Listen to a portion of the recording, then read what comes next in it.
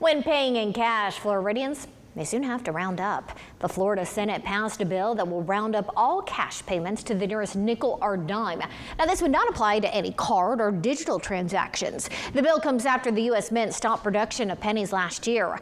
Lawmakers are preparing for what they see as, quote, a penniless society. Now we're moving to a penniless economy, and this bill tries to provide some guidance to help retailers know how to proceed.